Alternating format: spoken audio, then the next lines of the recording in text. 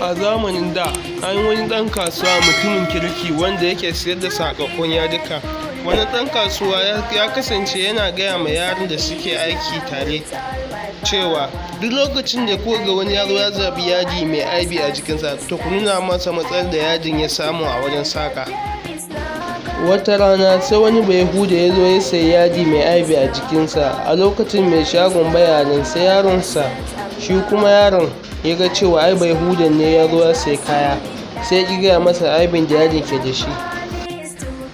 A lokacin da mai shago ya dawo sai yaronsa ya sanar da shi cewa ya sayar ma wani bayahude yadi akan dirhami 3000 kuma bai gaya masa cewa yadin yana da aibi a jikinsa ba.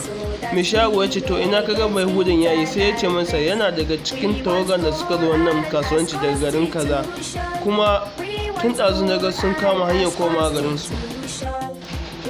Da mai shagon ya ji haka sai karbi kuɗin da bayahudan ne ya bayar, sannan ya kama hanya ya bi sawunsa, bai tadda shi ba sai bayan kwana 3. Sai ya tambaye shi ko kai ne ka sayi wani yadi kala kaza a gari kaza akan dirhami kaza? Sai bayahudan ya ce ni ne. Sai wannan ɗan kasuwa ce to ni ne mai shagon kuma na biyo ka nan ne domin in sanar da kai cewa yadin da ka saya ya samu matsala iri kaza a wajen saƙa, don haka ga kuɗinka idan ba za ka karɓi yadin da a matsala irin haka ba. Sai bayahudan ya ce kai kuwa wani abu ne ya sa ka biyo ni har tsawon kwana 3?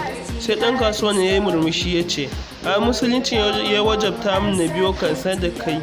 Ko da bayahudan ya ji haka ya ce ka karɓi yadinka kuma na bar maka kuɗin, sannan kuma zan ƙara maka da abin da ya fi wannan. Sai ɗan kasuwan ya ce wani abu ne kuma za ƙara min da shi?